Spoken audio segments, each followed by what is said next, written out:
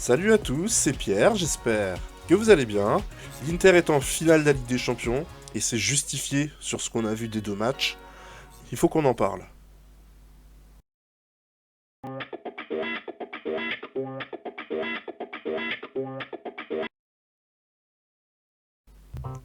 Première mi-temps très vivante avec un Milan AC qui a fait une entame déjà moins permissive qu'à l'aller. Au milieu, ça a été verrouillé pour éviter la débâcle du match aller. On a une occasion franche des deux côtés sur des actions très similaires. Et à chaque fois, le gardien l'a emporté. Alors vous avez peut-être l'impression que c'est simple et qu'il suffit juste de mettre l'intérieur du pied, mais je vous invite à faire l'exercice suivant si vous êtes coach dans une équipe. Vous faites débordement centre en retrait, le joueur arrive, il doit l'enchaîner. Vous allez voir que très régulièrement, la balle va finir au-dessus. Sinon, si ça applique, c'est pas très bien placé et ça finit dans les bras du gardien, un peu comme ce qu'on a vu. Donc ça peut paraître simple, mais je vous assure que c'est pas si simple que ça. On voit un Lautaro Martinez qui est mobile, et côté Milan, Leao n'a pas une grande influence. On le voit dans ses courses, il fait tout pour pas écarter les jambes et éviter la rechute.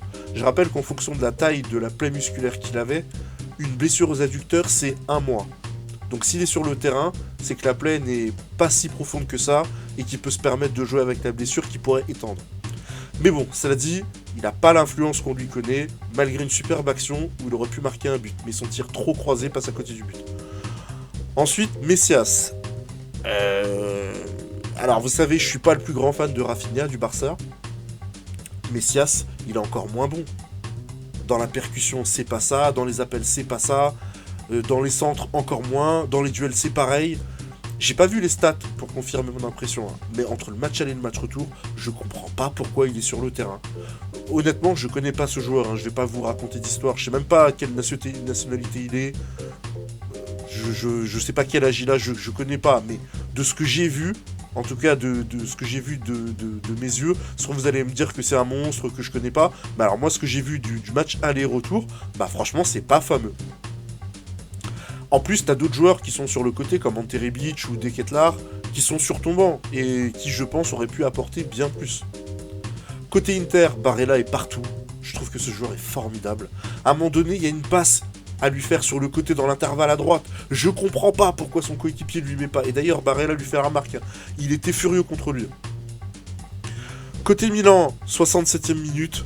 Et j'ai pas l'impression qu'on cherche à tout prix à gagner, à essayer de recoller au score. Je comprends pas le coaching de Pioli là. On est patient, c'est vrai. C'est bien. Mais à un moment donné, il faut être plus agressif.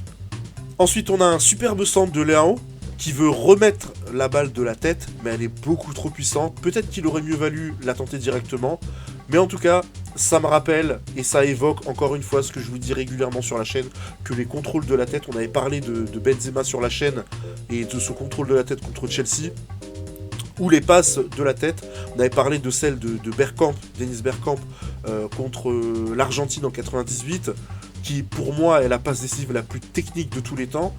C'est pas facile. Parce que si vous voyez les images de la passe de Bergkamp, Ronald de Boer, il lui met une mine.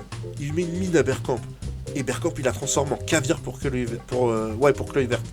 Franchement, un geste incroyable. Et là, celle de Léon, franchement, elle était beaucoup plus jouable. Elle était pas trop forte, elle était au niveau de sa tête, et sa remise était trop forte. 74e but de Lautaro Martinez. Quelle passivité de la défense. Comment ça se fait? Ils sont 3 interistes contre 5 Milanais. Et les mecs, ils arrivent à se faire des passes comme ça dans la surface de réparation. Quand t'es en supériorité numérique, comme ça défensivement, vous pouvez vous permettre de vous jeter, d'être plus agressif. Parce qu'il y a forcément quelqu'un pour vous couvrir. 5 contre 3.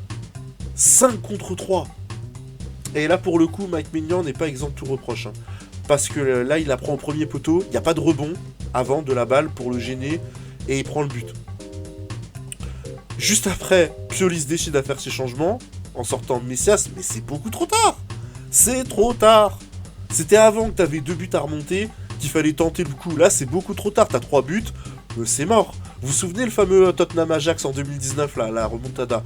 Dès la mi-temps, Pochettino avait fait rentrer l'Espagnol, là, dont le nom m'échappe, et qui avait changé la dynamique du match en remportant presque tous ses duels.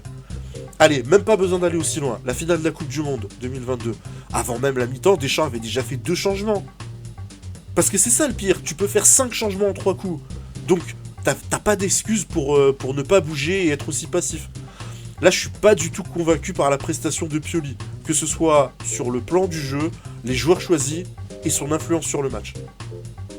Donc voilà, victoire de l'Inter 1-0, 3-0 sur l'ensemble des deux matchs. Ils sont en finale de la Ligue des Champions. Bravo à eux, bravo à Simone Inzaghi qui était très contesté à un moment donné. Donc bravo à lui, il a fait vraiment un très très bon travail.